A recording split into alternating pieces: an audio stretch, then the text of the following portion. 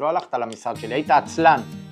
הרבה פעמים אנשים אומרים שיש להם סכום מסוים, אבל הם לא לוקחים בחשבון את ההוצאות הנלוות ברכישת נכס. זה אומר שאם יש לכם היום 300,000 שקל, אתם צריכים להוריד 100,000 שקל על מס רכישה, על עורך דין, על תיווך, על שיפוץ, אז נשאר לכם 200,000 שקל שהם מההון העצמי שלכם, לא מהמשכנתא. מאוד מאוד חשוב.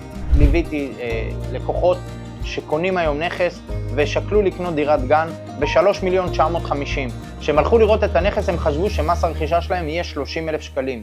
כשעשיתי להם בדיקה במחשבון מס רכישה, המס הרכישה שלהם הגיע ל-90,000 שקלים. זה סכום שהם לא לקחו אותו בחשבון. לפני שאתם מתקדמים לקנייה של נכס במחיר מסוים, להיכנס לבדוק מה העלות של המס רכישה שלכם. אם זה דירה ראשונה, אז לפי מדרגות מס הרכישה, ואם זה דירה שנייה, אז לפי 8% מהשקל הראשון. כמה עולה לכם העורך דין, וכמה עולה לכם התיווך, ואם יש שיפוץ בנכס, להוריד את המחיר של השיפוץ מההון העצמי, על מנת לבוא מוכנים לבנק לקבלת משכנתא.